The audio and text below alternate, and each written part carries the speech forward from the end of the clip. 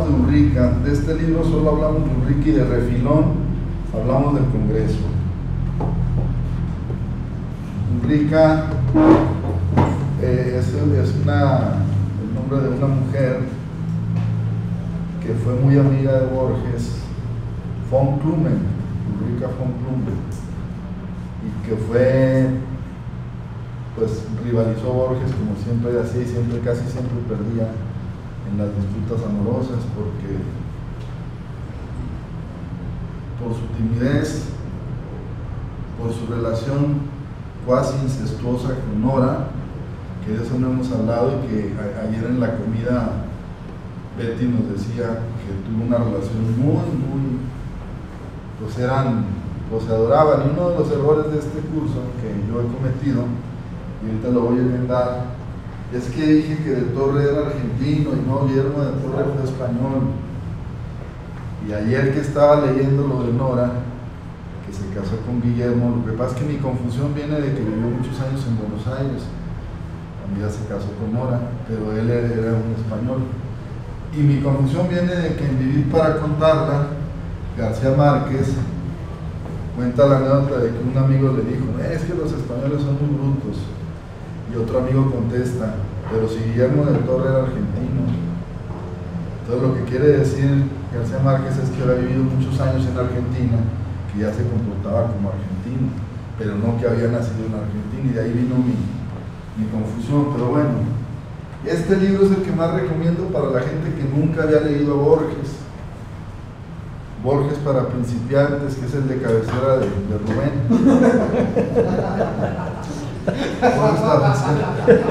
Con ilustraciones, pero lo que es increíble es que aquí yo he leído datos que no he encontrado en ningún lado. O sea, lo desprecias porque debe ser muy elemental, pero conforme vas leyendo te dicen chismes que no te cuentan en otras partes. Entonces, y es una colección muy famosa de Carlos Mazzoni para principiantes. De este libro surgió luego otro que se llamó 9 ensayos dantescos, que son las conferencias de las 7 noches que decía Miguel Ángel, que aquí aparece todo el esfuerzo, la abnegación de las correcciones, las tachaduras, las enmiendas, las operaciones de permutación, de elipsis, etc. El Hacedor, que es un libro, como dije la primera vez, bífido. Hay un libro de Valle Inclán que también es un libro bífido, que tiene poemas en galego o gallego, y Flor de Santidad, o sea, es una novelita, la primera parte, la segunda parte son poemas. Eso se acostumbra mucho, y Borges solía hacer esto por el entrecruzamiento de los géneros literarios. Ya ven que una vez yo leí que Nerval, el prologuista de Aurelia de Nerval, dice que Nerval era poeta en todos los géneros. Entonces puedes escribir prosa, pero la poesía te traiciona. Puedes escribir ensayo, y el ensayo es muy poético. Me acuerdo que cuando entrevisté a José Emilio le dije que él era también un poeta en todos los géneros. Y me dijo: gracias, no llego a tanto. Ya es que siempre él.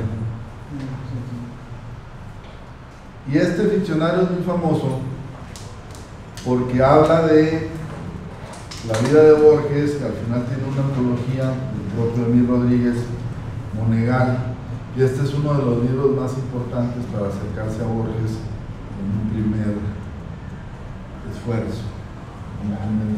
Bueno, vamos a ver al Borges ensayista. Borges ensayista.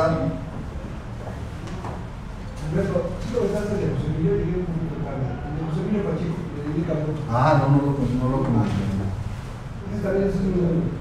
Sí, yo lo mejor que he leído ese ensayo es muy bueno. Y el ensayo de José Emilio sobre Piedra de Sol es lo mejor que he leído, porque en ese ensayo José Emilio Pacheco, además de que habla de la apología del amor en Piedra de Sol, remata con una cita de Cyril Connolly que dice: tengo 3 ejemplares de Piedra de Sol, uno para leerlo, otro para releerlo, y el tercero para que me entierren con él. No sé si cumplieron la voluntad del ensayo. porque Connolly decía eso de un libro de, me parece que, no me acuerdo de qué, creo que de Malcolm Gladwell, pero bueno, vamos a buscar.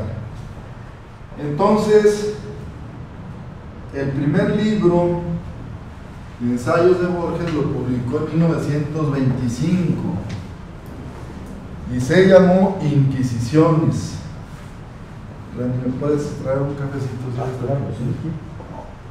Arturo. Inquisiciones. Es un libro donde ya podemos advertir en grano o en germen alguna de las obsesiones que ya lo he dicho, los motivos centrales que va a desarrollar en sus ensayos ulteriores. De manera que Inquisiciones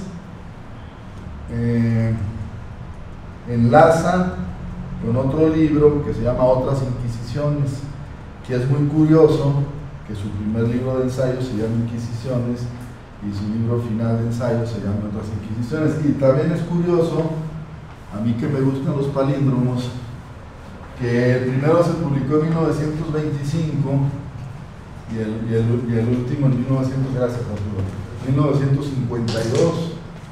Entonces, si tú quieres tener una mnemotecnia para que veas nada, dices, Inquisiciones 25, Otras Inquisiciones 52. Hay un ensayo sobre Manuel Maples Arce, es muy curioso que hable de Maples Arce ahí. Habla de Ulises de Joyce, habla de Quevedo, por supuesto. Quevedo será una presencia omnímoda en la obra ensayística y no solo ensayística, pero de Borges. En Otras Inquisiciones vuelve a Quevedo, y en un pasaje de esas Otras Inquisiciones dice: Quevedo no era un filósofo, ni era un teólogo, ni era un historiador de las religiones, era un hombre verbal. Y Octavio Paz en un pasaje dice que Quevedo es cabalmente un hombre de letras. Además, Quevedo tiene pues la dualidad de hablar de lo escatológico en los dos sentidos que la palabra convoca. Escatológico se refiere a la metafísica, pero también se refiere al excremento. Entonces Quevedo te puede hablar de cosas muy pedestres, incluso soeces, de la que les conté, la de que no la conté, la del reloj, sí, ¿no? De las guapas damas, y la otra de la cabalgadura. Bueno, y te puede hacer sonetos religiosos. A mí me encanta un poema de Quevedo que se llama El Escarmentado, que recomiendo mucho. Y además tiene la otra virtud de que se desdobla con fortuna en varios registros métricos. Y ayer que estaba hablando de los senderos que se bifurcan, recordé ya en la noche que hay una novela de Paul Auster que se llama Un hombre en la oscuridad. Se desprende una viga, va caminando el personaje y la viga casi lo impacta, ¿verdad? O sea, lo roza. Entonces dice: esto significa que el destino me quiere decir algo. Voy a tomar el primer vuelo que encuentre, al azar y sin avisarle a mi familia. Entonces se va al aeropuerto y ve ahí que dice Kansas City. Y dice: híjole, no me gusta, ya había ido a Kansas y dice, es una ciudad horrenda, pero bueno, ya dije que la primera no me importa cuál sea. Entonces se va, en el transcurso hacia el hotel se hace compa del taxista. Le dice al taxista: ¿y en qué trabajas tú? No, pues yo le ayudo a una persona que se dedica, que tiene un sótano que está repleto de libros. Y luego ya llega al hotel y a la tercera noche, cuando quiere pagar, pues ninguna de las tarjetas funciona porque la mujer pensó que lo había secuestrado y canceló todas las tarjetas. Entonces le quedan $20 y habla al taxista, que le dio la tarjeta del taxista. Y ya el taxista lo lleva a que conozca al señor de los libros, y no les cuento el desenlace, pero lo curioso, esta historia es una historia similar a la que narra Hawthorne, Nathaniel Hawthorne, como lo pronuncien ustedes mejor, que la historia se llama Wakefield y que a Borges le fascinaba, y es la historia de un cuate y el de la letra escarlata. Sale un camarada que dice, pues ahora me voy por unos cigarros, le dice la mujer, y se va a vivir cerca de donde está la mujer para ver si la mujer no lo traicionaba durante años y años y años. Y hay un pasaje donde se le encuentra y él sí la reconoce porque él fue viendo cómo evolucionaba ella físicamente y ella lo ve y no lo reconoce. Hay un ensayo muy largo de Borges sobre esta historia, por eso lo cuento. Que quiere decir que debemos a veces trastornar la monotonía alucinante, ¿no? O sea, somos siempre menos libres de lo que pensamos y la vida casi siempre nos guía con pautas muy previsibles, monótonas, y tenemos mucho miedo de quebrantar la rutina. Podemos estar 40 años en el mismo lugar viendo el reloj para que den las 3 de la tarde todavía. Después de las Inquisiciones, publicó un libro que se llama El tamaño de mi esperanza, que lo mencionó Juan Pablo el otro día. En ese libro hay un artículo, un ensayo que se llama Examen de un soneto de Góngora, y advertimos que Borges ya tiene la malicia literaria. Es un ensayista no comedido, no complaciente, que se atreve a analizar el soneto. El soneto inicia con una línea que dice: raya el sol dorado, orna y colora del alto monte la lozana cumbre. Esos versos Borges dice que son preciosos, pero conforme avanza el análisis del soneto, llega el momento en que dice que a él se le caen algunos de los versos y que lo nota muy gastado ya Góngora en ese soneto, y que no suscribe la apreciación de los críticos de que dicen que es un extraordinario poema. Tiene 26 años y ya se atreve a entrar en la guardia de Góngora. Es una manera de decir que es porque no cualquiera haría eso. Y otro de los ensayos que aparecen ahí. Hay varios, hay uno que me gusta mucho que se llama Palabrería para versos. Sí. Y hay otro que se llama La aventura y el orden. La aventura y el orden es como muy ya citado incluso por Valdano, ¿no? En sus libros Sí. sobre el orden. Y La aventura del orden urde la conciliación. Dice que hay escritores que son muy arrojados, temerarios, y hay otros que son muy cautelosos. Y en otras páginas se pone a discutir acerca de los que son estilistas y de los que son fajadores. En la literatura en español, Pío Baroja sería un fajador, un estilo desmañado. Roberto Ávila sería otro ejemplo. Y en la otra orilla está Felisberto Hernández, los que cuidan el estilo minuciosamente hasta el exceso del pétalo, diría Jorge Cuesta. Bueno, ese tamaño de la esperanza, yo por aquí hice algunas anotaciones respecto a la aventura y el orden. Toda aventura es norma venidera, toda actuación tiende a inventarse en costumbre. Hay también un ensayo sobre las coplas acriolladas y hay sobre Lugones.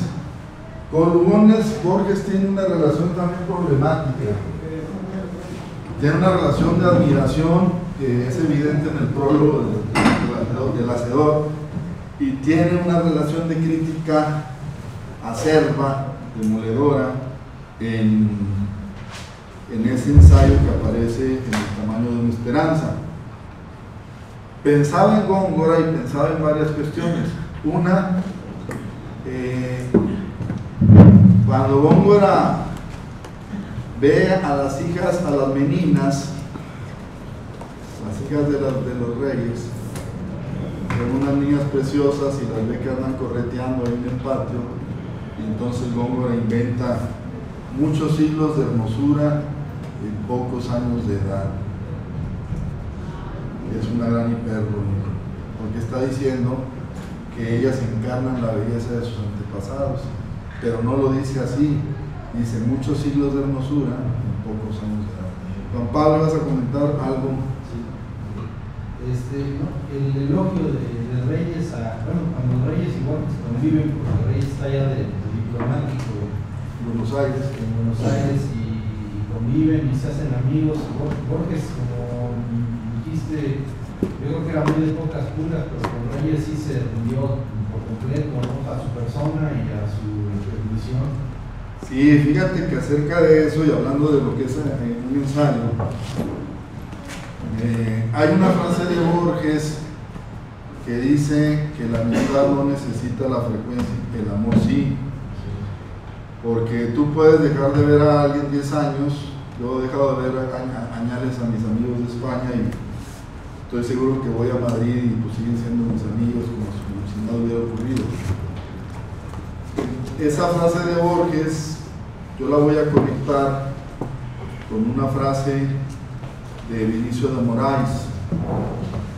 Vinicio de Moraes es el autor de A Garota de Ipanema, y sobre la amistad dice: los amigos no se hacen, se reconocen.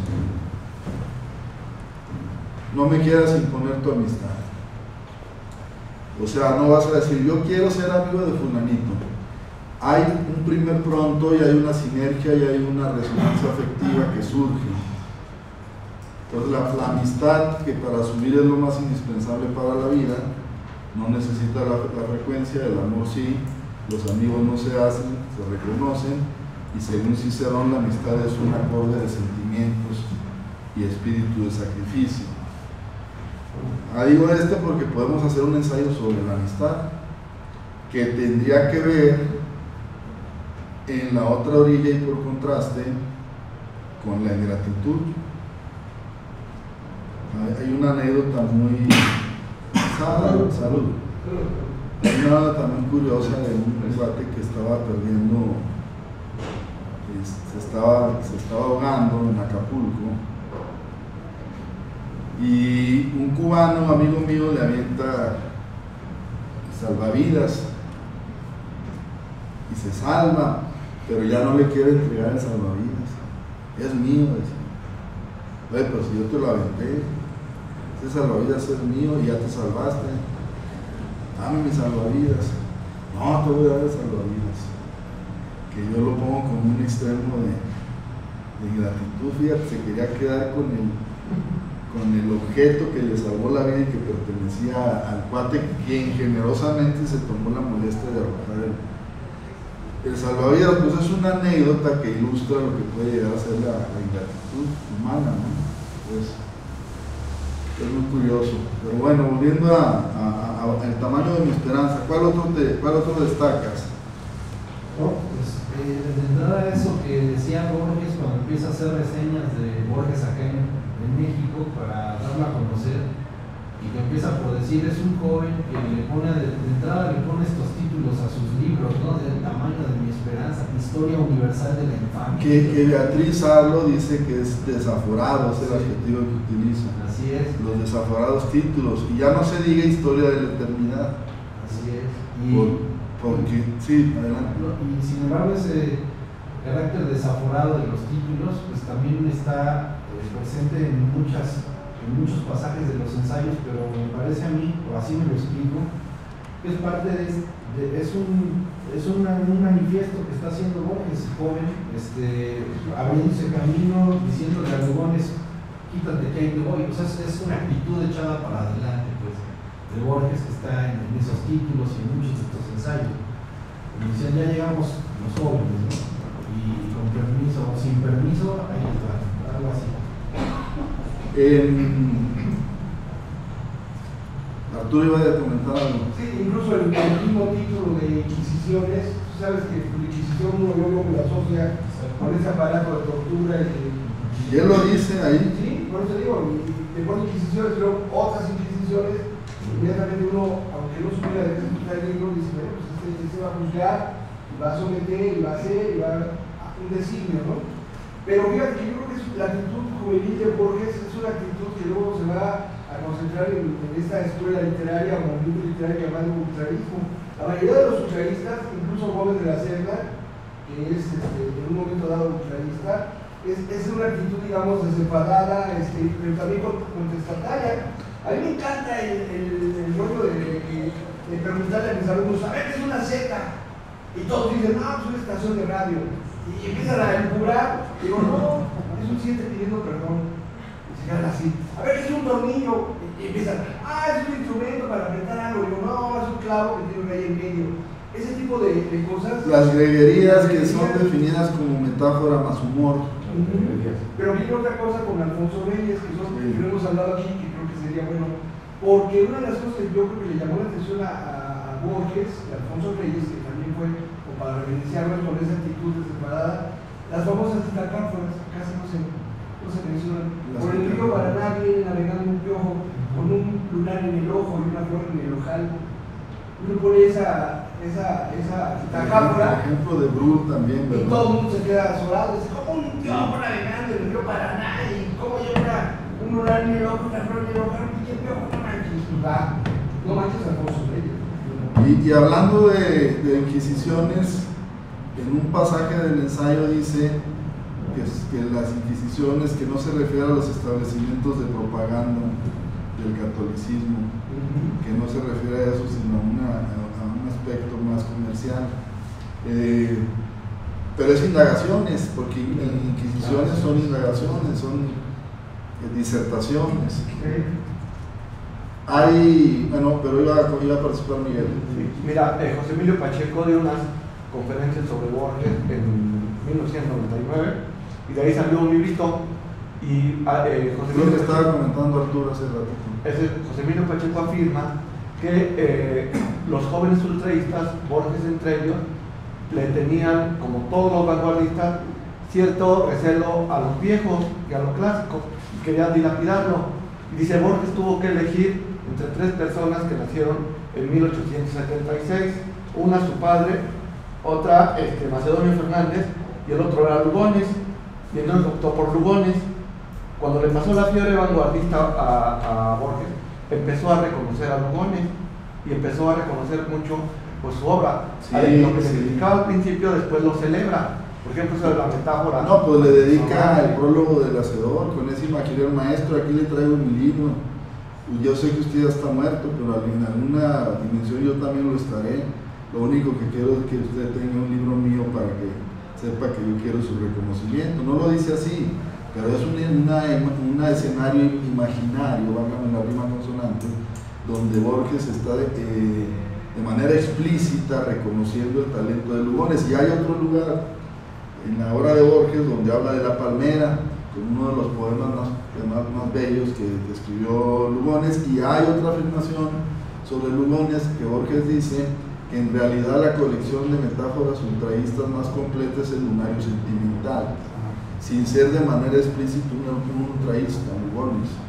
Pero Borges tiene razón que al principio, en este primer ensayo de Inquisiciones, dice que no, que lo critica arduamente, y luego conforme avanza la lectura de Borges, la frecuencia, entonces cambia de parecer.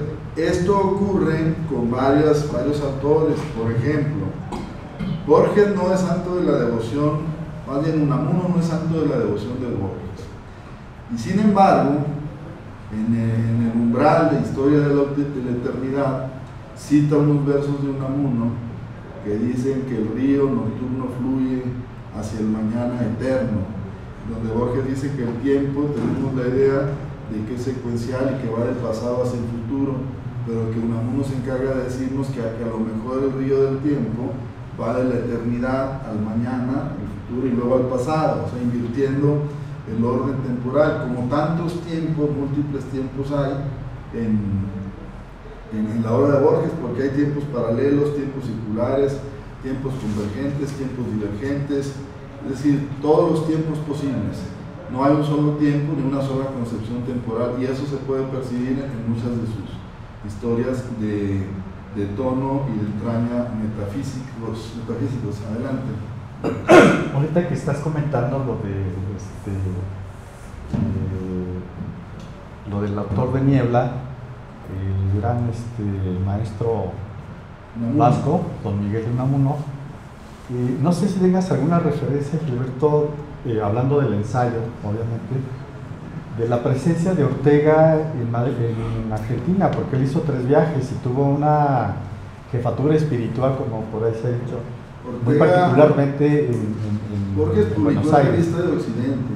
¿Mandé? Borges publicó en la Revista de Occidente, o sea, sí había un reconocimiento al trabajo, pero no una relación muy cercana. Lo que sí hubo fue una relación epistolar muy fecunda entre Miguel de Unamuno y Alfonso Reyes. Hay un libro de la relación entre Unamuno y Reyes, y donde tú adviertes que es una relación muy asimétrica, porque al contrario de lo que era Borges, la reverencia de Borges hacia Reyes, Reyes tiene una reverencia desmesurada hacia Unamuno, y luego discuten acerca de si México se debe escribir con X o con J, y Alfonso Reyes propone que con X, que porque son los puntos cardinales y que México queda apuntado a todas partes. Y sin embargo, ahora en España, por ejemplo, el erudito gallego Antonio Domínguez Rey me sigue enviando correos con México con J, y yo le puse una polémica célebre y México se escribe con X. Dice, no, acá en España preferimos escribirlo con J. Es muy curioso este asunto, pero lo que tú preguntabas es el flanco, la relación entre Ortega y Borges.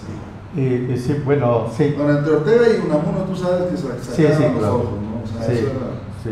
Pero yo me refería en el sentido de que una de las figuras o de las cosas más bellas también que hay es la de Ortega y Gasset.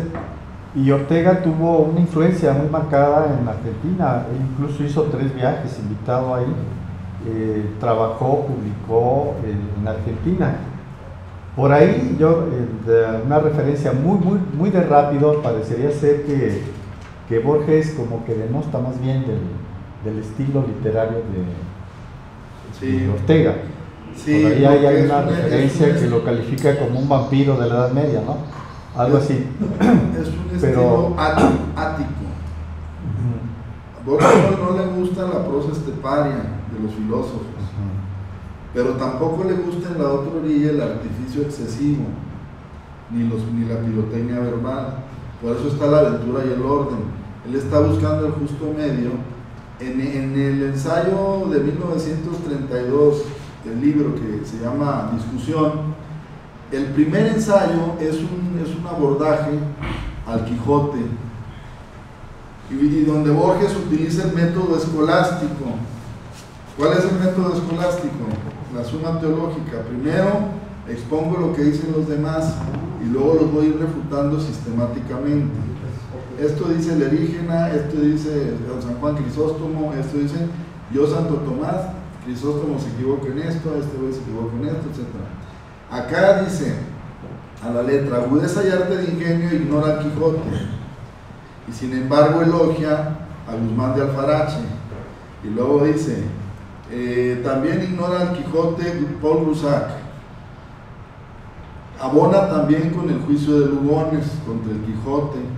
Entonces va enumerando todos los que dicen que el Quijote, el Grusac es el que lo dice todavía más groseramente, porque dice que el Quijote es un libro de sobremesa, prosa de sobremesa.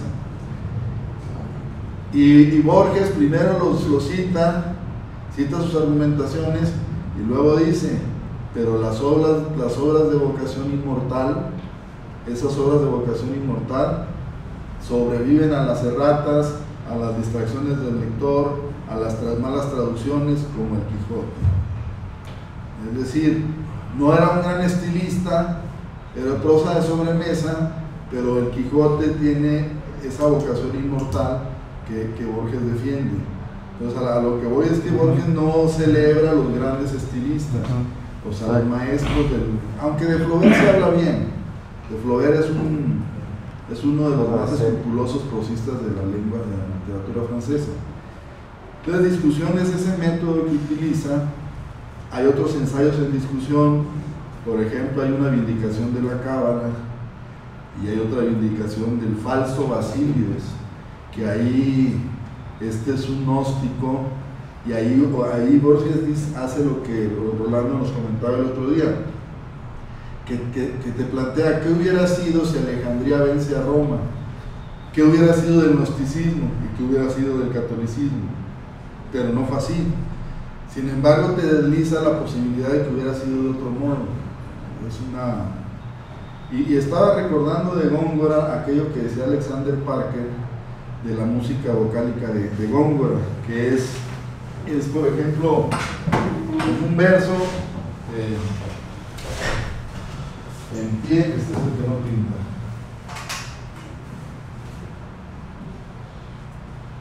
En pie, sombra capaz. Es un verso de Góngora. Es mi persona. En pie, sombra capaz es mi persona. Entonces, Alexander Parker, un hispanista, le llama música vocálica, que es la E, la I, la E, la O, la A. Aquí sería un eje de simetría a guisa del palíndromo, doble A, y luego otra vez la misma secuencia, E, I, E, O, A. La música vocálica de Góngora. Si fuera un verso aislado, pensaríamos que es fortuito, pero hay infinidad de versos que tienen esta disposición vocálica, es una simetría perfecta. Entonces, esto lo pongo como ejemplo de algo que no celebraría Borges, porque para Borges esto no es. Los versos gongorinos no tienen esa vocación de inmortalidad, algunos, porque hay otros que Borges sí celebra. Infame turba de nocturnas aves, por ejemplo, o la lectura que hace Alfonso Reyes del Polifemo, se llama el Polifemo sin lágrimas, que es muy triste que Alfonso Reyes llegó a la mitad del ensayo del poema y solo interpretó la mitad, elucidó la mitad y la otra mitad no por flojera, porque era un Hércules literario, o sea, no fue por haraganería. Incluso hay quien, creo que es, si no me equivoco, Hugo Iriart, que dice, no sé de dónde lo saca, que Reyes fue el que le sugiere a Borges que aligere el estilo en la prosa. O sea, si uno, en algunos de estos ensayos, estos primeros libros de Inquisiciones o en El tamaño de mi esperanza o en el libro de los argentinos, sí es cierto que hay un rebuscamiento sintáctico, a veces frases demasiado largas o elipsis muy complicadonas, y dicen que fue Reyes quien le sugirió a Borges, por esta influencia ática, digamos, o sea, ser todavía más justo, más clásico, más contenido, más clásico, sí. y que Borges lo tomó en cuenta, y en los libros que fue publicando después, cuentos, ensayos, ya estaba pues ya había incorporado de algún modo esa modificación. Sí, ahora que dices eso en discusión, hay un ensayo dedicado a Paul Grossart, y en ese ensayo Borges dice que él conoce solo dos grandes prosistas a las que celebra la invisibilidad u ocultación del esfuerzo, y son Alfonso Reyes y Paul Grossart, porque dice a otros yo le noto las costuras, el artificio, el dolor que les causó producir aquella prosa, no la espontaneidad que me hace pensar en una frase de Azorín que dice que la facilidad acrece la facilidad en el artista y el estilo, porque mientras más practicas, con más espontaneidad te vuelves un enorme prosista. Esto ocurre también al que primero empieza versificando, contando sílabas, y después su mente tiene ya la disposición y la inmediatez quemante para producir versos sin contar las sílabas.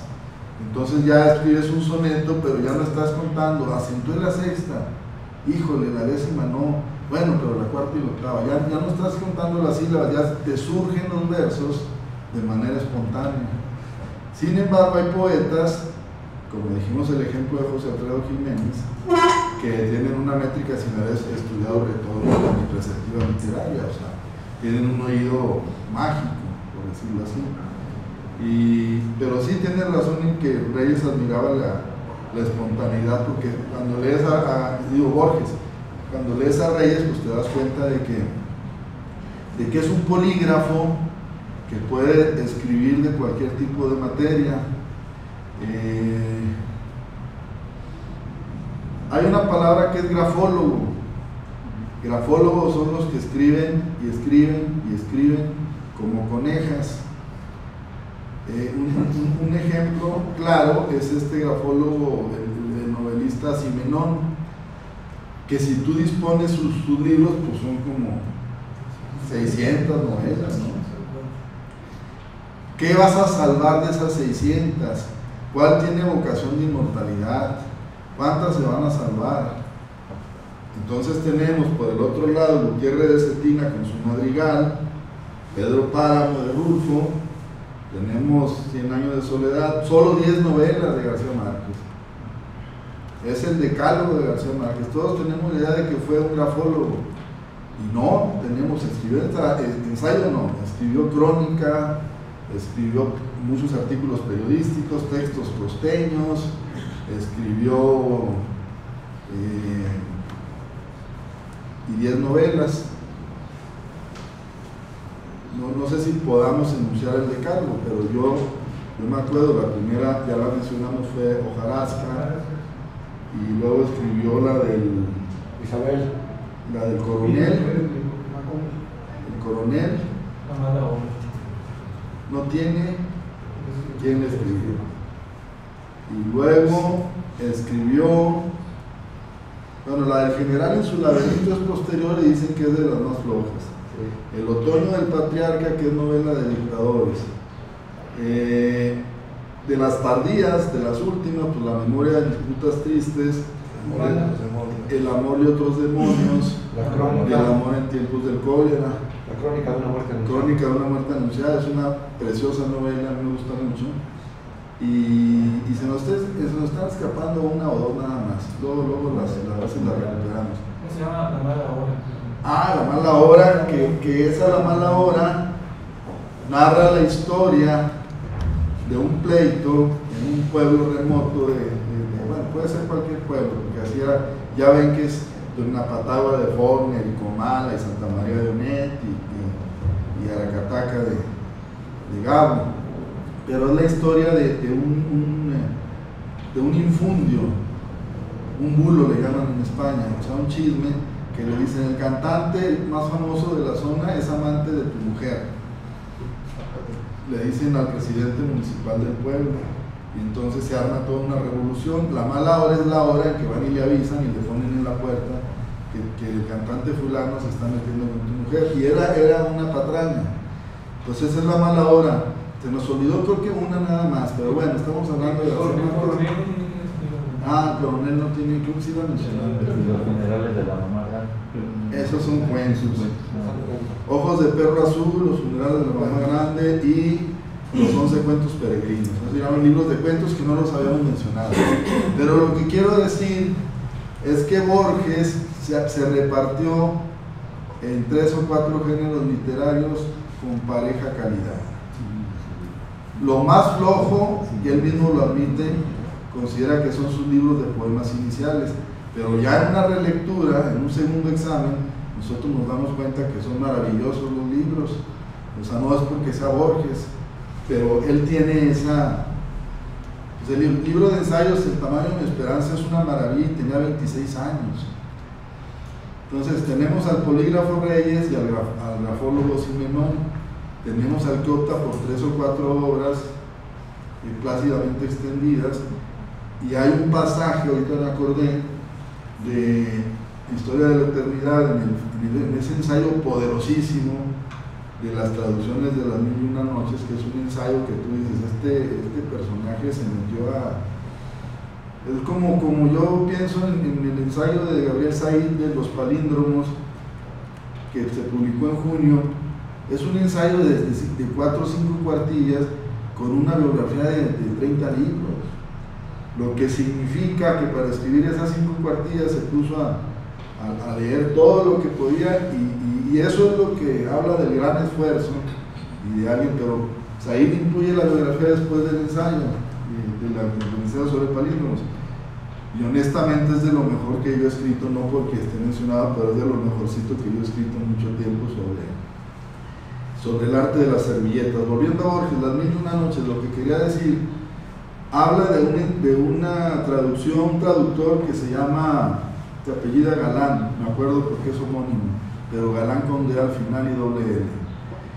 Y habla de otro traductor que dice que es el mejor, que es Richard Francis Burton, como el actor.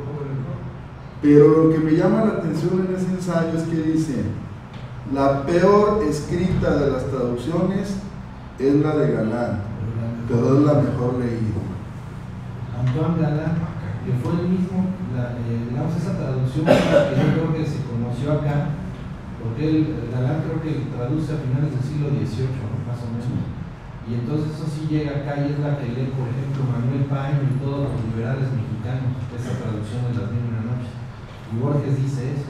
Sí. Es la peor traducida, pero la mejor leída. O sea, y eso es donde nota uno algo muy borgiano, que es poner el énfasis en la lectura. Que es la misma frase, me jacto de los libros que he leído, no de lo que he escrito. O sea, el ejercicio de la lectura y el ejercicio de la escritura como dos poderosos brazos que se acercan, pero que a veces son asintóticos. ¿Sabes lo que es la asíntota, no? Sí. Que amagan con unirse y al final se disparan. Que no es asintótica La guerra del fin del mundo de Vargas Llosa. La estructura de La guerra del fin del mundo de Vargas Llosa es como la estructura de la novela Thais de Anatole France, que es una estructura que llaman los críticos de reloj de arena, porque los dos personajes centrales, el consejero y el, ¿cómo se llama el otro? Uno es el consejero, que es el que tiene al Beatito y a la María Cuadrado, se encuentra en la mitad con el otro personaje y luego se disparan, se separan.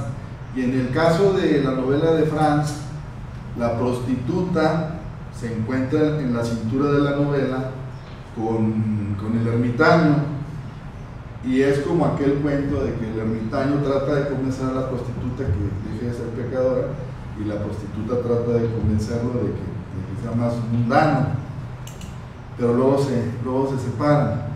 Es que las estructuras de las novelas son muy curiosas. Por ejemplo, la estructura de la novela de Fernando del Paso, de Noticias del Imperio, o sea, va avanzando el tiempo, pero luego están los escalones inamovibles de la locura de Carlota. Entonces hay un avance cronológico, pero que está intercalado por esa locura de Carlota, que podemos decir atemporal de algún modo. Pero volviendo a Borges, no hemos mencionado Evaristo Carriego. Una pregunta. Sí. No, esta es una figura ilusoria en función de que los extremos pueden llegar a juntarse y crean la ilusión de que se juntan, pero finalmente se separan.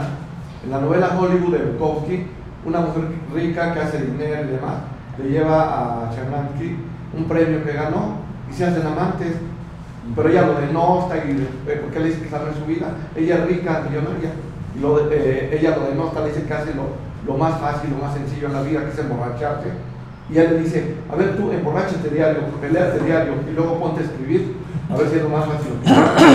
¿Sí? Y entonces la mujer, o sea, un amante lo admira mucho, pero finalmente se separan. Sí, pero ese es otro tipo de estructura, eso sí se parece como asintótico, pero si hay un punto de intersección, si hay un encuentro, porque hay otros dos ejemplos. Un ejemplo es el de este autor denostado, y yo creo que justamente, ya me dirán ustedes si son fervorosos lectores de él, que se llama Jalil Gibran, que el ateo se encuentra con el monje, tienen una conversación y el ateo se va diciendo: pues yo le dije que no existía, pero se me hace que sea Dios. Y el otro se va diciendo: pues yo le dije que sí existía, pero se me hace que no hay Dios. O sea que los dos, cada quien va pensando por su lado. Que eso se parece, me hizo pensar en un libro de Copleston, el de Copleston y el de Bertrand Russell, conversaciones entre Bertrand Russell, ateo, y Frederick Copleston, que era un historiador de la filosofía católico. Entonces tienen una conversación ahí, cada quien expone sus argumentos de si hay o no hay Dios. Y en el Ateneo de Madrid, el equipo de Ortega y otros filósofos votaron la existencia de Dios y perdió por un voto. Es verídico. Entonces se pusieron a votar, ahí estaba Eugenio de Oz, José Ortega, y pues sí existe, no existe, ¿no? Un voto, no existe. Pero bueno, ¿Dónde he visto eso de la votación?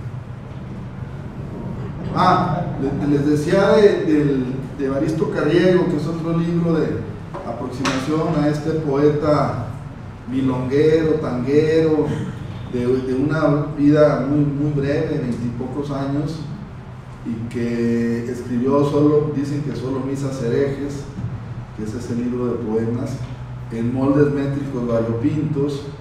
Hay cuartetos, hay dísticos, porque la vida es dolor, aunque le cambies de nombre. Es dolor hecho carne y es dolor hecho hombre. Es uno de los versos de las misas herejes de Evaristo Carriego. Ahí Borges se aproxima al poeta y hace varias valoraciones.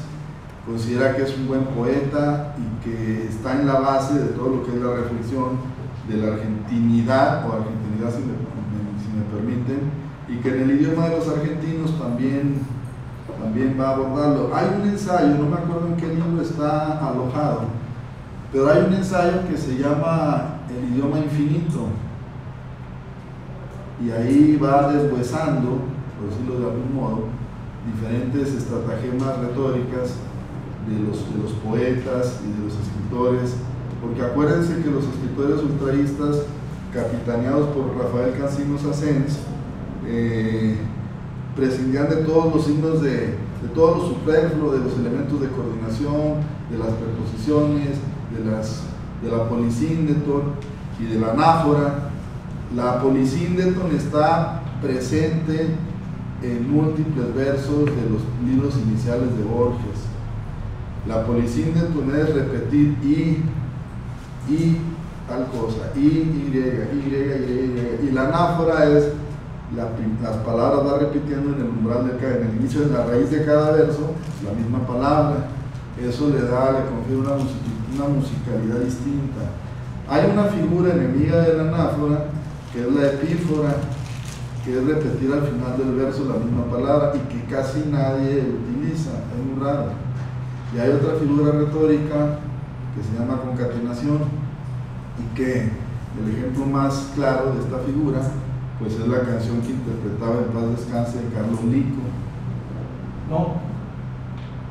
No es esa. Es la pena que lleva tu alma, lleva condena que no se acaba con regresar, regreso que no demuestra tu amor sincero fue mi cariño te di primero es concatenación, es decir, en la palabra final del verso es la palabra inicial del que sigue. Eso se le llama concatenación.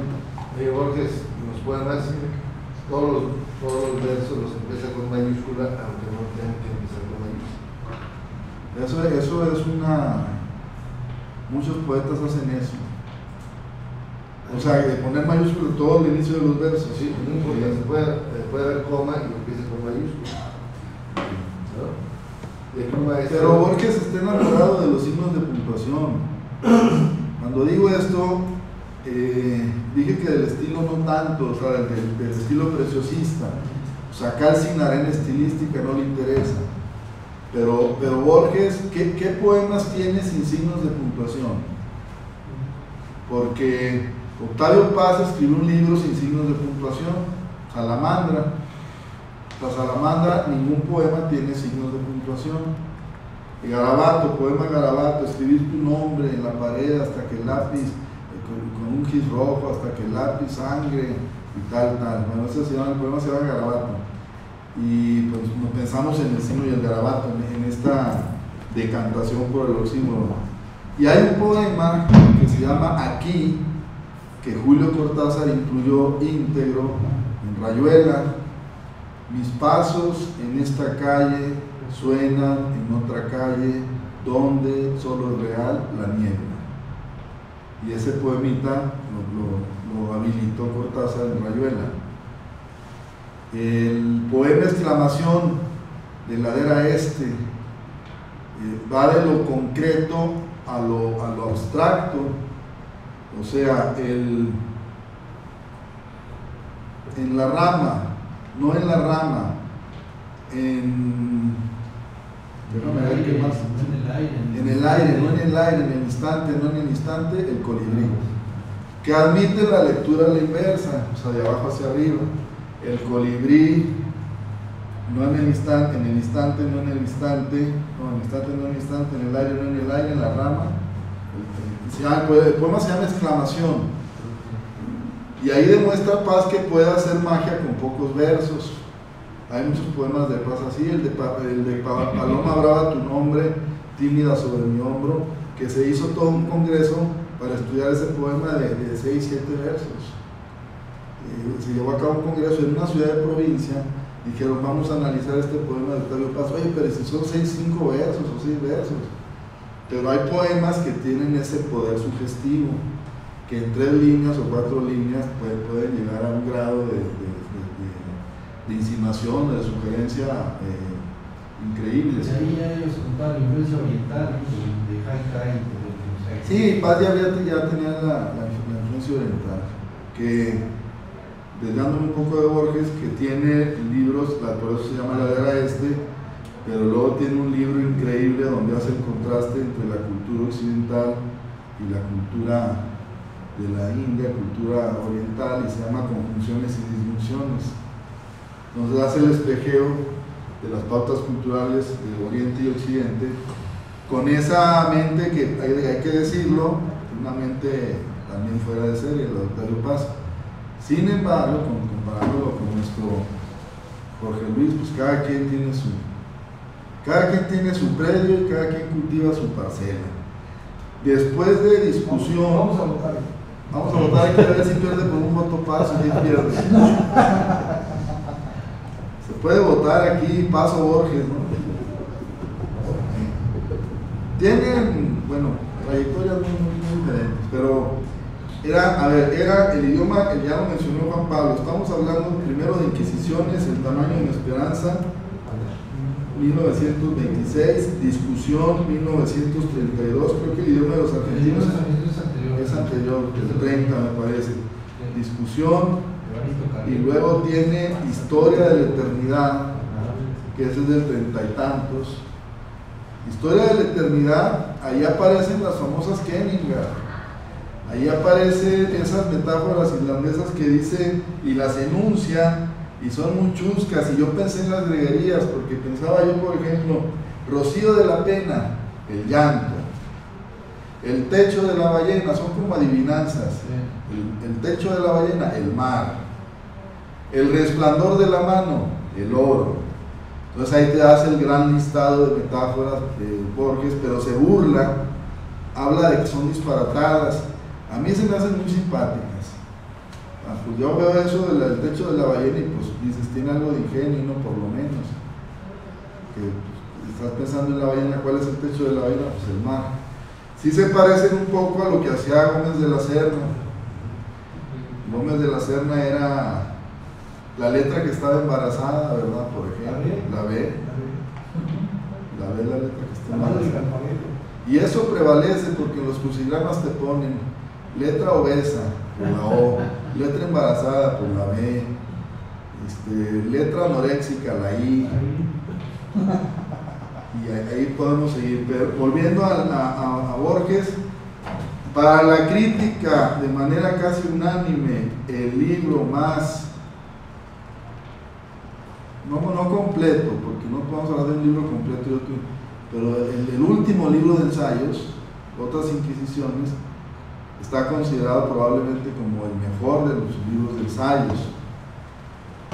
Y yo diría que el ensayo sobre las 1001 noches es de una lucidez apabullante, de una lucidez, una memoria y la puesta en marcha de la maquinaria de la inteligencia analógica y de la investigación, y también algo que se le criticó a Paz y que no tiene Borges, es las afirmaciones categóricas. Porque Octavio Paz en España, Las trampas de la fe, un canijo crítico español, se puso a enumerar los adverbios de duda que tiene el libro de Octavio, y encontró muchísimos. O sea, acaso, etcétera, ¿no? Quizá, capulineando, digamos, puede ser a lo mejor. Entonces, esa falta de rigor que él mismo se protege en el pórtico del libro cuando dice: a Antonio Alatorre, por su generoso rigor. Es el oxímoron otra vez. O sea, generoso rigor. Pero ahí es un paraguas donde él se está protegiendo, porque él sabía que iba a afirmar muchas, que no iba a afirmar, sino que iba a dudar de muchas de las proposiciones que desliza ahí. Y si tú lees el ensayo de las 1001 noches sobre las versiones de las... Hay un pasaje donde dice Borges: ¿cómo le pondremos el adjetivo? Milunochesco, milunochuno, milunochero, y se pregunta a Borges y como que ninguno, no lo convence ninguno. Es de los pocos lugares donde pone como en duda. Pero cuando afirma que esta es la mejor traducción y esta es la peor, y del alemán estas son las mejores, y en inglés está, o sea, ahí tú dices, este cuate leyó todas las posibilidades de las traslaciones de la Divina, de una noche, y estamos olvidando los ensayos de las 7 que se desprenden de 7 noches. Sí. Los precursores de Kafka también, Precursores de Kafka. Es un ensayo que lleva hasta las lecturas de Kafka, el Talmud, por ejemplo, la Torah. Y que nos hace pensar en aquella famosa afirmación de Borges, que cada escritor inventa sus precursores. Arturo, Sí, adelante. también lo de Buda, a mí me sorprendió mucho lo de Buda, porque no me imaginaba nunca que Borges, que es como la cultura occidental por excelencia, de repente tuviera ensayos, aunque las 21 noches son la generación de 5 pueblos, 3 de ellos son orientales, no me imaginaba a Borges leyendo Buda. Es un ensayo muy padre de Borges sobre Buda. Borges leyendo Buda, y que la versión oriental de Borges la percibimos en la cifra, donde ahí aparecen sus famosos 17 haikus, porque casi nadie sabe que Borges escribió haiku. Son 17 haikus que aparecen ahí. La cifra tiene un prólogo donde Borges dice que al principio él escribía apoyándose en las imágenes, pero que la poesía de ese libro es poesía conceptual, poesía troquelada con base en ideas, en conceptos. Y pone el ejemplo de Fray Luis de León. Dice, no el de con mi mano plantado tengo un huerto, sino de celos, de temor y de recelos, de esperanza. No me acuerdo los versos de Fray Luis, pero que son solo versos donde habla de entes de razón con fundamento in re, dirían los filósofos escolásticos. Nos habla de la esperanza, del celo, del recelo.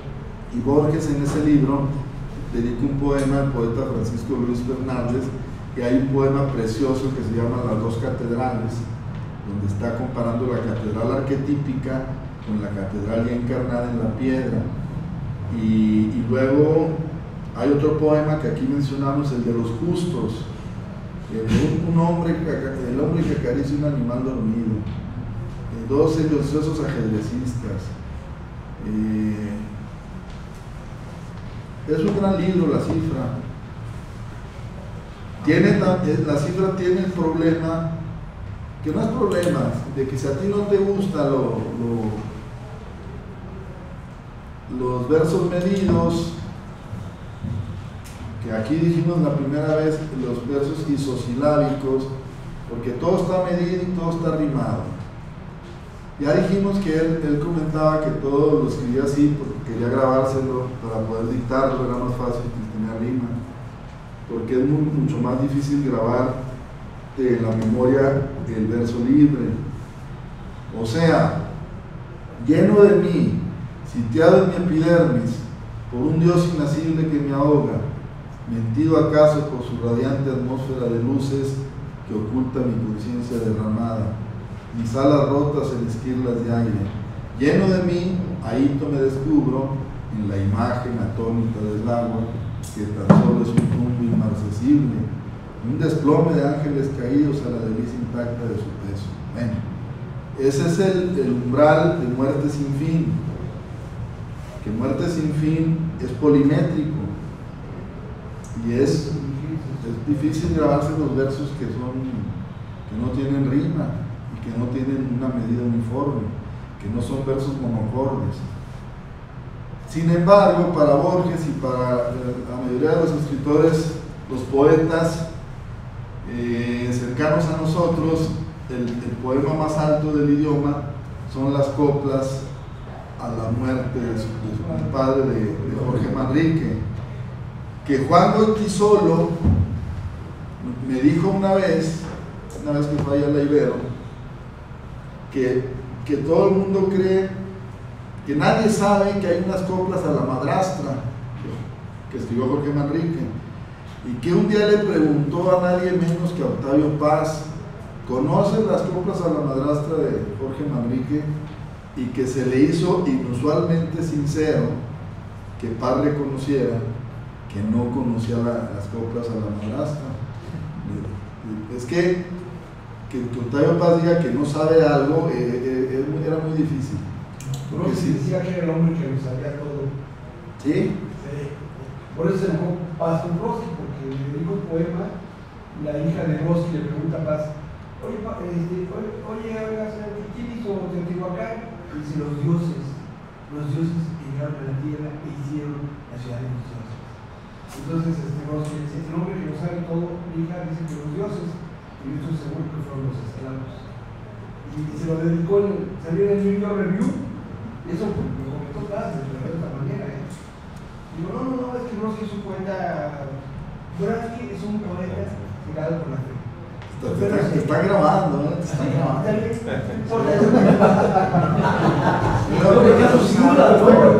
Es más cagón las vivas. El hombre que lo sabe. No, pero se enojó mucho salió en el New York Review y se me ocurre. Y no fue en ese diálogo entre Elizondo, Borges. No, es mucho antes. Fue Haz cuenta que vino el programa Encuentro, no sé si te acuerdas del programa Encuentro que estuvo utilizando el Chicho, Joseph Broski, Álvaro Mutis, Octavio Paz y Vaso Copa. Sí. Un programazo.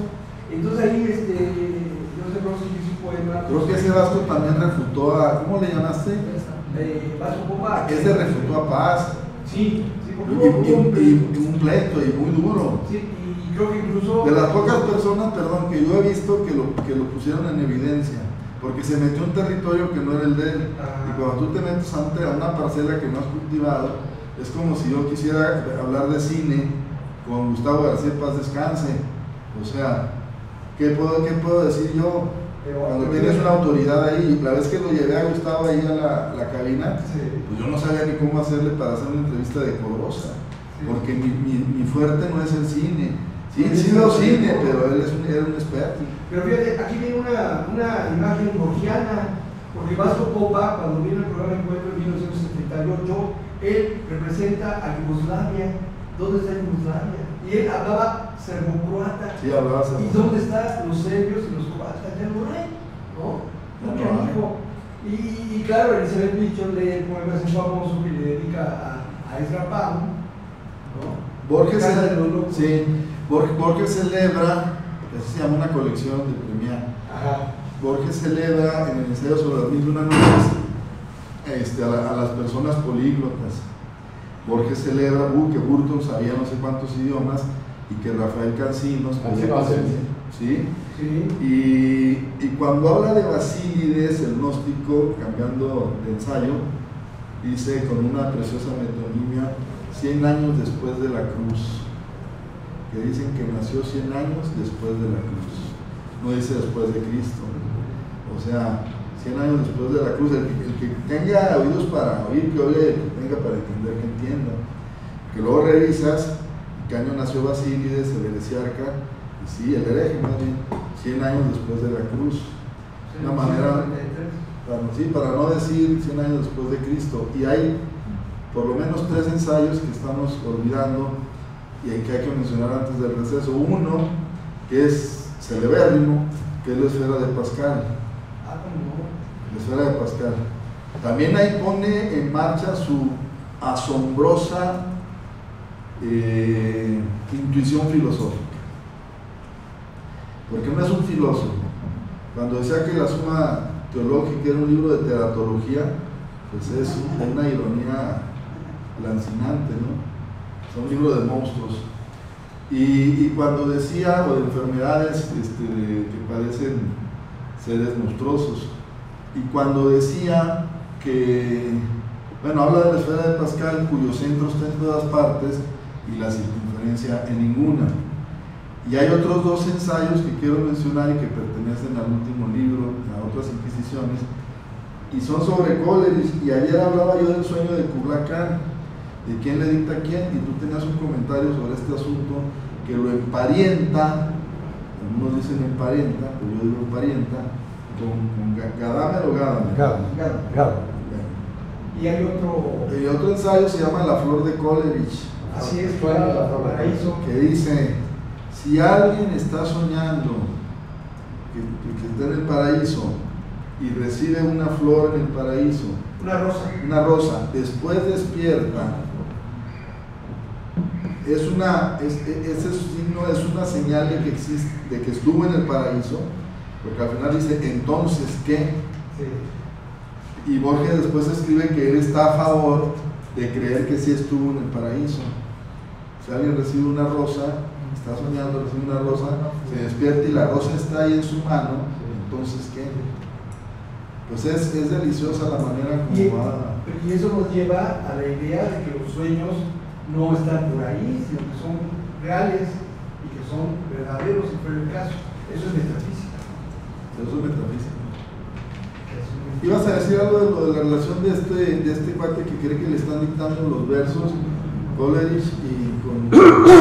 Sí, eso aparece en Ruinas Circulares, cuando el soñante se da cuenta al final que también es soñado.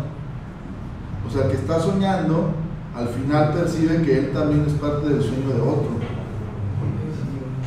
Bueno, en la cuestión de la filosofía, por ejemplo, de estos materiales que nos estás analizando, Gilberto, y de lo que hemos estado escuchando muy apropiadamente en las intervenciones, muy rápidamente podríamos decir lo siguiente, ¿no? Si la obra de Borges es una obra eminentemente de corte europeo, vamos a decir que tiene un impacto, que tú lo comentabas en la primera sesión, ¿por qué ha tenido más recepción la obra de Borges en Francia que la de Octavio Paz? Pues justamente porque la cuestión de la temática, la cuestión de las obsesiones literarias de Borges, son, digamos, como los temas que están presentes en toda la preocupación filosófica europea y muy subgéneris, particularmente en el pensamiento francés, ¿no? Mira, la cuestión del tiempo, por ejemplo, podríamos retomar desde la relación de Busca del tiempo perdido de Proust y la cercanía familiar que tiene Proust, por ejemplo, con toda la metafísica del tiempo que plantea Bergson. Me gusta cómo dices Proust en lugar de Proust. Bueno, vamos a aprender. No es ironía. Sí, no. Cada quien, yo te pregunté si Gadamer o Gadamer. Sí.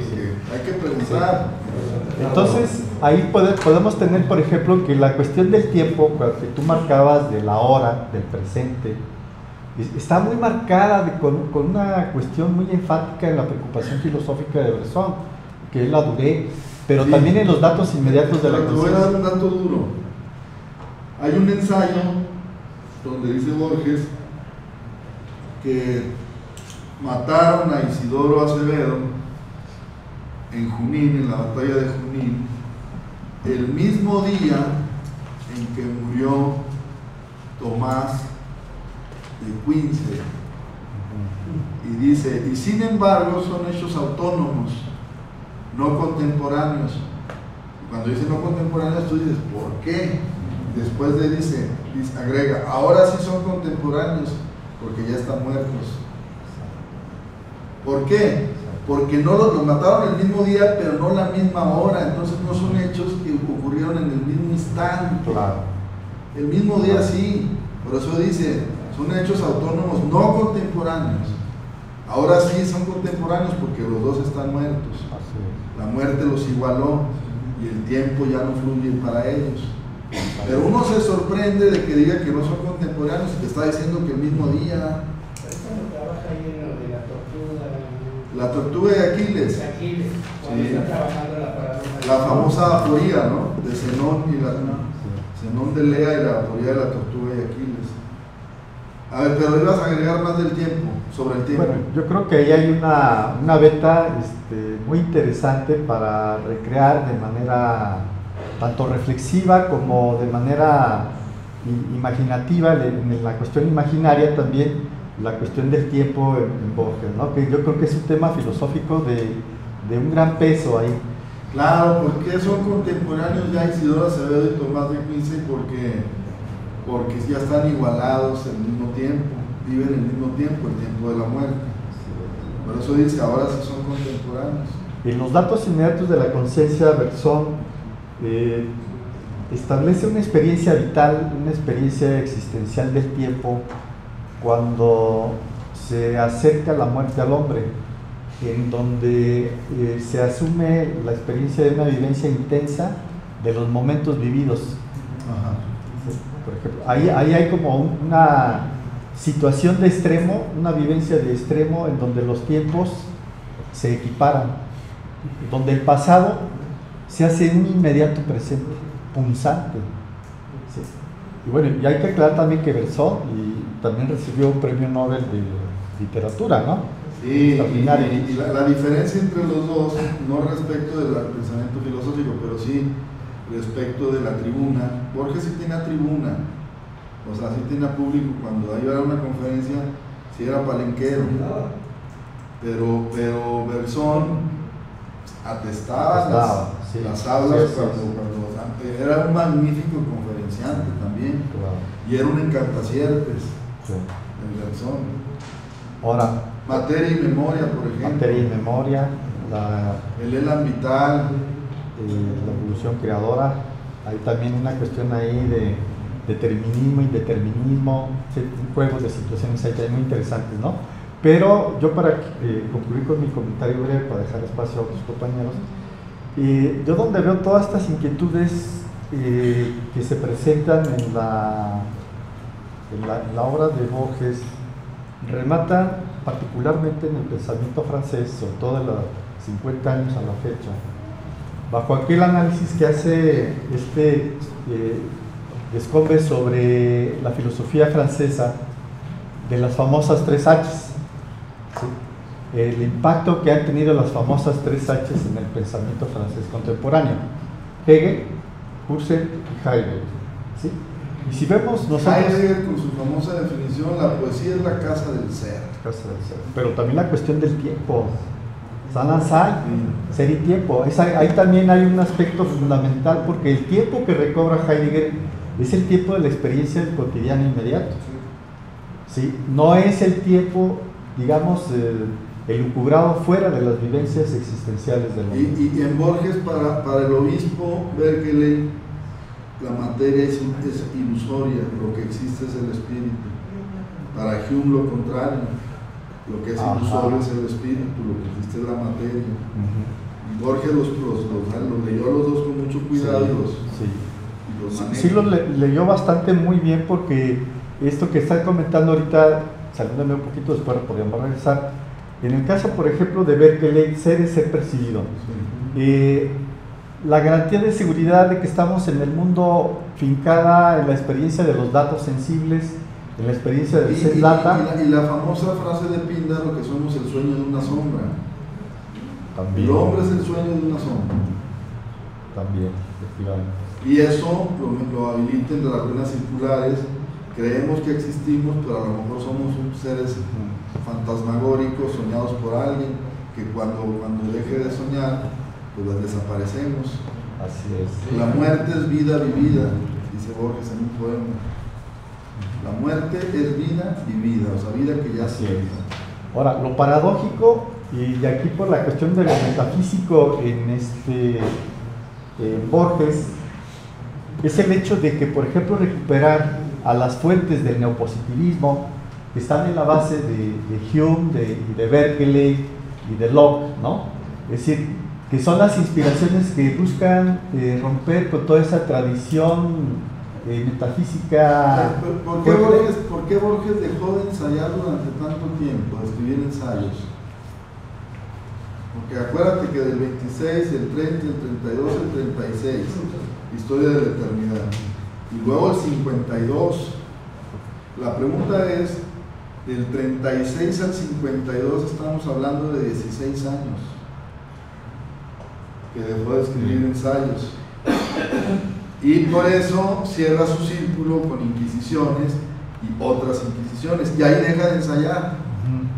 Digo, sigue ensayando porque sus poemas pues son filosóficos, y él creía que en el entrecruzamiento de los géneros, y que la poesía es ensayo, el ensayo es poético, y el relato tiene filosofía y tiene poesía, etc.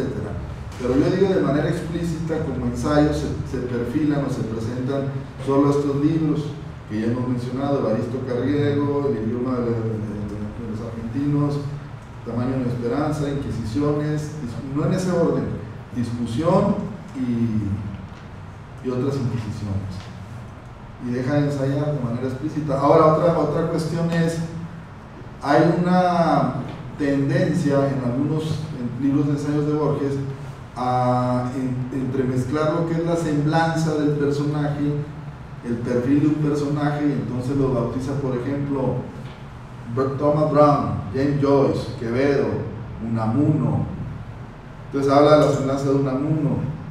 Y luego no hemos hablado tampoco de Ariosto, en Orlando el Furioso, que es una presencia que irriga los capilares de muchos de sus poemas, y que además Borges fue traductor, y del otro Orlando que tradujo, el de Virginia Woolf. O sea, de eso que no hemos comentado, pero esa es otra faceta donde es un maestro de la traducción, un gran maestro. Ya lo mencionaba Miguel, de todo lo que tradujo de varios idiomas, porque él también era un políglota. Borges. Ahorita vamos al receso, pero antes, ¿alguna inquietud distinta sobre este acercamiento presuroso y panorámico a la faceta de Borges como ensayista, que ensaya el soneto de Góngora, y hay un ensayo de paz sobre un soneto de Mallarmé? A eso de ensayar puntualmente una obra literaria, eso es inusual. O sea, una sola pieza verbal, un soneto.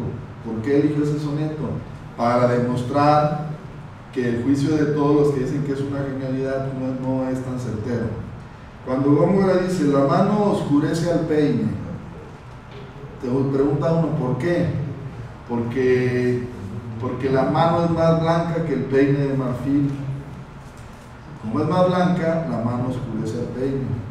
De hecho, creo que en otras exposiciones también pasa a Quevedo por revista, ¿no? de su célebre soneto de cerrar podrán mis ojos la postera sombra. Sí. Y dice, pues esto es puro petrarquismo, son dos cuartetos de puro petrarquismo, y pues en los terceros más o menos hay algo que se puede rescatar. Y hay un homenaje y una profanación de Octavio Paz a Quevedo en Salamandra. Hay unos sonetos de Paz que se llaman Homenaje y Profanación, pero Paz, ese amor, no, Serrat es otro poema. El de Amor Constante más allá de Insurgentes, que ese es de Vicente Girarte, ¿no? Sí, el de Quevedo es Amor Constante más allá de la muerte, y el de Vicente es Amor Constante más allá de Insurgentes. Y Y Jorge Valdés Díaz Vélez tiene Las Flores del Mol. Ya ves que hay Las Flores del Mal. Y las flores del bien también. Las Flores del Bien. Les llama José Joaquín Blanco a Otón, a Juan de Dios Pesa, a los poetas del siglo XIX, las flores del bien, como poetas buenos. Es muy polémico José Joaquín Blanco. Él en su ensayo sobre Muerte sin fin dice que lo mejor de Muerte sin fin son las cancioncillas que intercaló. O sea, es muy irónico porque está diciendo, ay, pero el agua, ay, si no sabe nada, ay, pobrecilla del agua. Dice que eso es lo mejor. Y yo creo que pues, es un juicio muy irónico. No creo que esté tan descaminado como para que considere que esa parte, que no es mala y que engarza muy bien en el poema, pero lo demás es majestuoso. O sea, ¿cómo logró José Gorostiza ese milagro verbal? Porque es un milagro. Muerte sin fin es un milagro, es de los milagros del idioma español. Otro de los milagros pues, es Trilce, de César Vallejo. Y un tercer milagro con quien Jorge Luis Borges colaboró, con Huidobro, y aquella famosa revista. Y las dos apariciones efímeras de la revista Proa. Colabora Borges y con Huidobro, y luego viene la rivalidad, ¿cómo le podemos adjetivar? Entre Huidobro y Neruda. La generosa rivalidad. Generosa rivalidad, porque en Confieso que he vivido siempre habla bien Neruda de Huidobro, pero dice que tenía unas monomanías y una neurosis galopante que se evidencia sobre todo cuando hizo un escándalo porque no llegaban sus maletas, todos habían recogido sus maletas y empezó a gritar Huidobro, y Neruda dibuja eso muy bien ahí en Confieso que he vivido. Caltasor también es un poema increíble, ¿no? O sea, de los altos Himalayas de la poesía hispanoamericana. Yo quisiera antes del receso que alguien localizara entre sus hierbas. ¡Qué milagro! No, pues ya casi. Oye, en la séptima entrada y con 2 outs.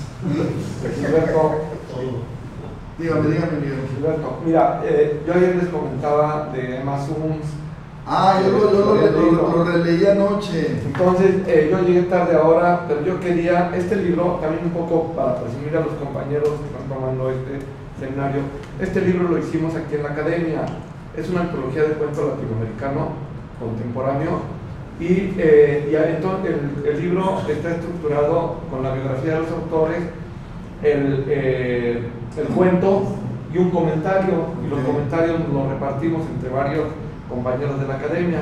Entonces, mira, pero antes de que cuentes eso, leí que ese cuento, así como tú me dijiste que la intrusa lo generó el divorcio de la primera esposa, o tras el divorcio de la primera esposa, lo que yo leí es que... No, ese no, el de la intrusa. No, estamos hablando de Emma Suns. No, por eso, pero así como tú dijiste que la intrusa se generó tras el divorcio, yo leí que Emma Suns se generó cuando Cecilia Ingenieros mandó a volar a Borges porque le dijo, ya me voy de viaje, y Georgie en una confitería, y Georgie le dice, qué bueno, entonces nos vamos juntos. No, ya me voy sola. Y ahí fue para Borges un revés, para su ego tremendo, y que entonces el tema de la venganza él lo sublimó en Emma Suns. Eso es lo que leí anoche, tío, no sé. No, está bien. Pero ¿qué comentario vas a...? O sea, lo que yo quería era leer una parte. Yo hice el comentario de Emma Suns aquí, pero no los voy a aburrir, son como 3 hojas, pero nada más quiero leer una parte para ver la estructura de los cuentos de Borges. Oye, muy buena autopase, porque ayer dijiste, faltó Emma Suns. Pues sí, o sea, es eso. Finalmente es como eso. Ruth Gullit, ¿no? El tulipán negro, esos autopases. Estos cursos son como una terapia también para nosotros. Adelante. Sí, dice, este cuento, como otros del autor, representa lo que Mary Lusky Friedman plantea como el paradigma borgiano. En este paradigma, el personaje borgiano atraviesa por 4 etapas. 1, la desgracia motivadora. 2, el viaje empobrecedor. 3 el encierro y 4 el aniquilamiento. Esto se da igual en el Jardín de Senderos se bifurcan con Shutsung. Bueno, dice, no todos los cuentos de Borges plantean este modelo, pero es evidente su reiteración a lo largo de la narrativa de este autor, que abarca 5 libros de cuentos, desde 1934, en que aparece la historia universal de la infamia, hasta 1975, en que se publica el libro de Arena. Luego entonces, bajo esa perspectiva, se puede plantear la estructura. Luego ya, parafrasear la historia, pero luego dice, el viaje que emprende Emma Sun es ambivalente, primero a través de la memoria hacia los felices recuerdos, cuando ella era una niña, los paseos de verano y la armonía familiar. Estos recuerdos se van ensombreciendo por el desfalco, la cárcel y el oprobio en que caen sobre su padre. De ahí se emprende el cambio de nombre. Asimismo se muestra la confesión de que el padre le hizo a Emma, en que le jura que el culpable de todo es Lowenthal. Luego dice, bueno, me voy a saltar, dice, Emma no duda en la cultura del sacrificio porque tiene la certeza de que en el otro éxito de esa empresa que la ultraja descansa también el éxito de otra. El encierro es breve, después que sale el marino, ella se queda sola y rompe el dinero que éste le deja sobre la mesa. Luego emprende un segundo viaje que le conducirá a cerrar su obra. El aniquilamiento que se da en la persona de Lowenthal es el final de la aventura, pero no del relato, pues ella se dirige a matar a Lowenthal con la idea preconcebida de humillarlo y de obligarlo a que confiese su delito. No obstante, las cosas resultan diferentes a lo planeado, y ella lo mata a mansalva, sin siquiera darse tiempo para articular un discurso que venía ensayando y que sería la coronación del acto de justicia. Ella lo mata y él, antes de morir, no hace más que maldecirla sin haberse aún recuperado de la sorpresa. La cita es, la cara la miró con asombro y cólera. Punto. El colofón del cuento encierra, además de las imágenes encontradas, la muerte del defraudador, la sublimación de la víctima, una proyección ético-moral del escritor, porque finalmente a Emma se le concedió la gracia de hacerse justicia por mano propia, sin menoscabo de su integridad, porque ella no quería ser castigada por ejercer esa justicia. ¿Te acuerdas que en el tonel de Amontillado, cuando se va a vengar el tipo, el que le insultaba siempre, está leyendo su lema en latín de la familia? Dice que tu venganza no te alcance a ti. ¿Sí? ¿Te acuerdas? O sea, que tu venganza no te alcance. Y vaya, ¿cómo se llama? La pida al otro, ¿verdad? La pida. Y así, pero Emma no piensa. Está muy bien explicada, muy buena, cómo haces la condensación de lo que ocurre en el cuento y la interpretación. O sea, está muy buena. Si yo hubiese ensayado Emma Suns en mi libro, obviamente habría deslizado tu comentario, como hago con otros autores que condensan y resumen las historias y te dicen cuáles son un poco las claves de lectura. O sea, está muy bien explicado lo que dices, pero no mencionas a Poe, sí lo mencionas en otro No, ese es un comentario aparte. Pues vamos a cerrar con la... Nada más para finalizar, ¿no? Sí. Déjame decirte nada más esto ya. Es curioso, ayer le decía a Arturo y a Rolando, que estos dos cuentos, Emma Suns y El Muerto, son, por muchos críticos, los más menospreciados de la ley, porque no son cuentos fantásticos. Y a mí se me parece curioso porque en calidad de cuentística de Borges, pues son grandiosos. Yo mencioné Emma Suns en mi prólogo, que es como de las grandes, sí, lo vi. Grandes Excluidos, porque a mí me parece un gran cuento. Y ya lo había leído hace mucho tiempo y ayer que llegué, ya antes de dormir, dije, lo voy a releer para comentarlo mañana. Y sí, lo que dices, pues ya lo comentaste muy bien. Quería que leyéramos la Cierva Blanca, a ver si alguien me lo localiza. Sí, es hermoso cuando dice que no puede ser el dueño, porque ese poema es un poema que surge, claro, cuando a Borges lo raquetean otra vez. Entonces ¿quién lo localizó? Nadie lo localizó. Aquí en el teléfono está fácil, ¿sabes? Sí, pues en todas partes, y en ninguna, como les suele pasar. ¿Y cuántos ensayos vienen en el libro? En este, pues tantos como cuentos. Pero nada más uno tuyo. No, pues son de varios. Pues este libro lo hicimos como 6 maestros. Viene ensayo de Rolando, de Arturo, de Laura Sánchez ¿Y Cobo. tienes un ejemplar extra o no? ¿Mande? ¿Tienes ejemplar extra para Ese te lo voy a regalar. Ah, muy bien. Este es parte del regalo que vamos a hacer, este paquete, a nombre de los compañeros que estamos tomando este seminario de la universidad. Ese es el regalo que vamos a hacer.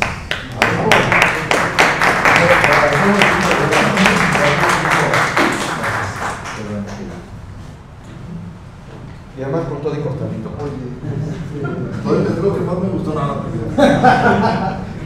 Mientras se encuentra el poema, No, ya lo encontró. vaya.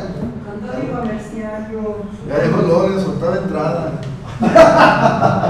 Sí, está, ¿lo vemos? Adelante. La sierva blanca. La sierva blanca, fíjense qué bello ese poema. ¿De qué habla este balada de la verde Inglaterra? ¿De qué lámina persa? ¿De qué región arcana de las noches y días que nuestro ayer encierra? Vino la sierva blanca que soñé esta mañana. Más fuerte, Juan. Si lo puedes leer más fuerte. Sí. Duraría un segundo. La vi cruzar el prado y perderse en el oro de una tarde ilusoria. Leve criatura hecha de un poco de memoria y de un poco de olvido, sierva de un solo lado. Los números que rigen este curioso mundo me dejaron soñarte, pero no ser tu dueño. Fíjate, los números que rigen este curioso mundo me dejaron soñarte, pero no ser tu Los dueño. números que rigen este curioso mundo me dejaron soñarte, pero no ser tu dueño. Tal vez en un recodo del porvenir profundo te encontraré de nuevo, sierva blanca de un sueño. Yo también soy un sueño fugitivo que dura unos días más que el sueño del prado y la blancura. No, está tremendo poema. Para que. Pero es como un poco, me parece un trasunto del Ruiseñor de Keats, o sea, este arquetipo de una presencia animal atemporal o transtemporal. La sierva blanca. Bueno, vamos al receso y regresamos. Tras el regreso, a mí me gustaría que las personas que no han dicho nada digan algo sobre Borges, no sobre el curso, sino sobre si lo leyeron, si no lo leyeron, qué es lo que esperan hacer después del curso. O sea, abrir un poco para conocerlos a los que no han participado. Yo seguiré participando, pero sí quisiera que tengan, por ejemplo, Betty tiene un libro sobre Borges también y no ha dicho nada en el curso. Algo de la mujer, ¿no? El mito. Sí. Por eso digo que vamos a abrir el ágora. La última recomendación del curso, que no es de Borges, es una novela de Thornton Wilder, un escritor poco conocido, pero que escribió una novela que se llama El Puente de San Luis. Sí, ¿quién dijo Rey? No. Ah, sí lo conoces, Arturo. Sí. No, pues es que es una. Si me quieres hablar de la otra, la que es famosa de los hijos de marzo.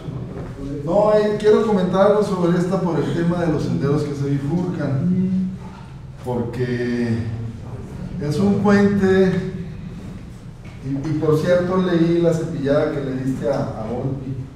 ¿A quién, perdón? A Volpi. Ah, sí. Y me están grabando, dije la cepillada. La cepillada que le diste. Entonces, Oye, ya tienes que apaguen las cámaras para soltarnos.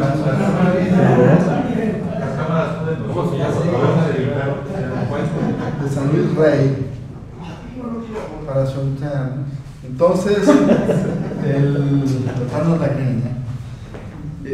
son varios personajes que tienen la desventura de subirse a un puente que tenía muchísimos años funcionando de manera normal, pero de pronto un personaje pues es una bailarina, el otro como que lo que les conté de Raimón que son diferentes oficios, disciplinas y vidas, pero que por una razón malhadada, como lo que le ocurrió a Susana Soca, A la hora de que suben al puente, el puente se desploma. Entonces lo que hace Thornton Wilder es irte a narrar la vida de cada uno de estos personajes. Y también el hecho de que uno que llevó al valle a alguien que no quería ir, le estuvo insistiendo, ándale, acompáñame, tú puedes ser mi ayudante ahí en Europa. Y el otro chavo, pues ilusionado con que lo iban a llevar a Europa, dice que sí, y el que lo invitó se pone a revisar sus provisiones, el chavo va subiendo y de pronto escucha el estruendo del puente.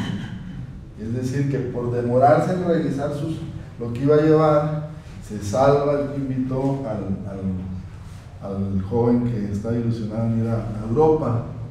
Entonces es una novela que nos habla de este asunto, de que el azar, Lezama Lima le llama el azar concurrente, y hay otros que le llaman el azar providente, que es como un oxímoron, el azar providente, que supone que la providencia tiene un plan trazado.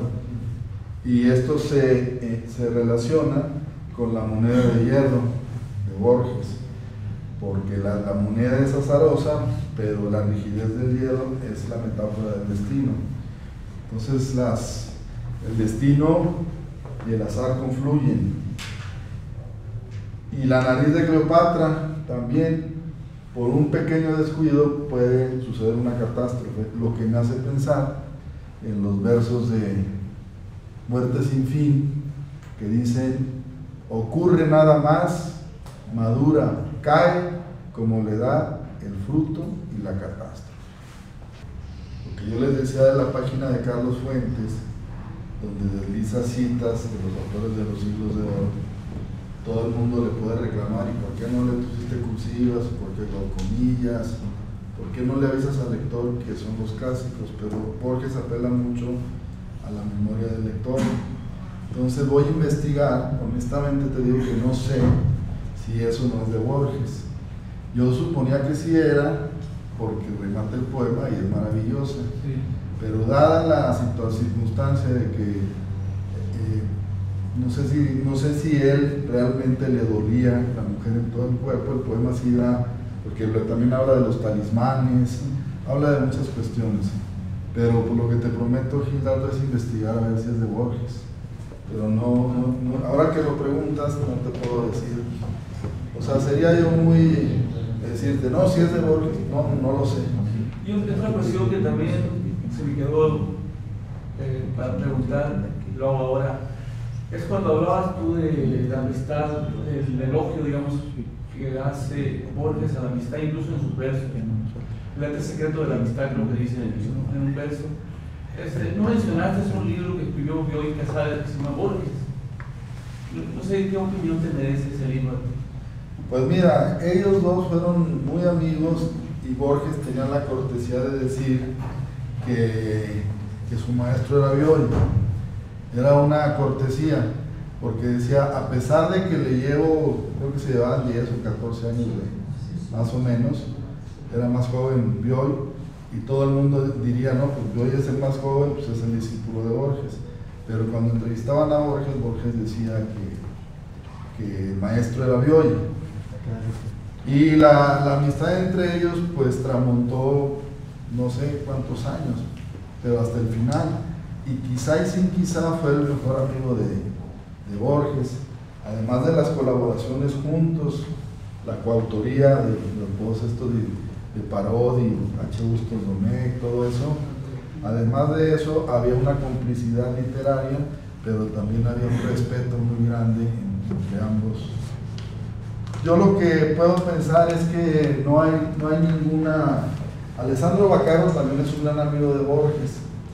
Y Alessandro Bacaro, cuando le preguntan por ese libro concreto que tú dices, dice que pues, es uno de los libros más preciosos sobre la amistad.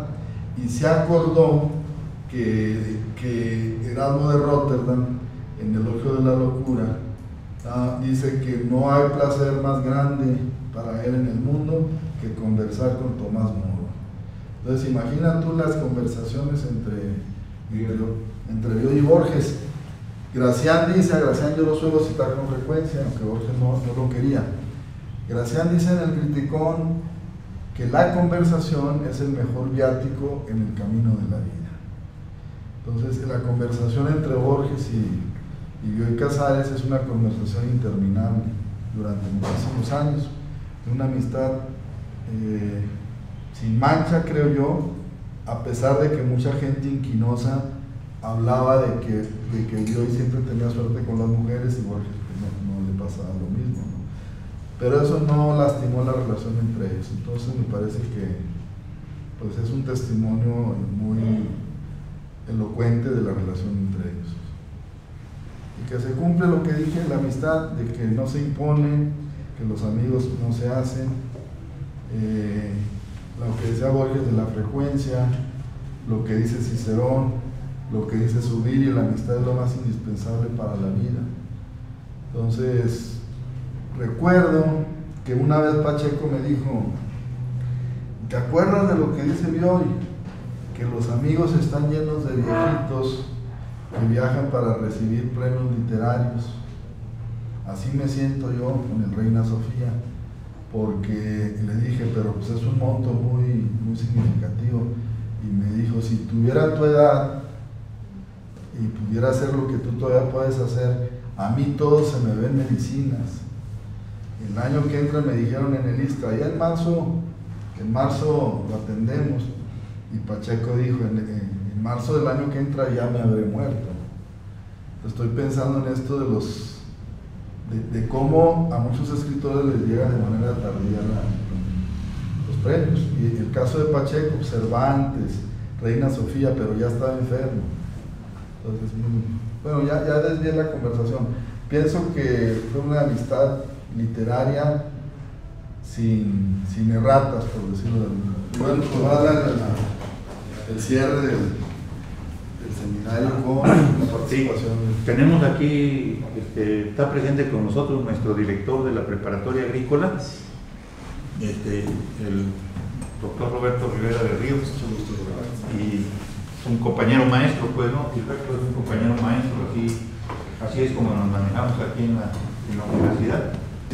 Bueno, pues nada, agradecer la invitación para participar aquí en la parte formal de este curso taller y decirles, bueno, a los maestros organizadores, a Rubén, a Lorenzo, a los maestros que estuvieron frente a todo esto, que bueno, desde el punto de vista de la dirección, pues estamos totalmente ustedes acompañan a gusto con haber participado, y en la medida que ya escucho por ahí que estarían ahí vislumbrando algunas actividades posteriores sobre este taller y otros más que se realicen, y en la preparatoria está en la mejor disposición de seguir colaborando en esto, que ya lo mencionaba muy bien el maestro Menchaca cuando hablaba de que es un espacio también para esta especie de recreación, ¿no?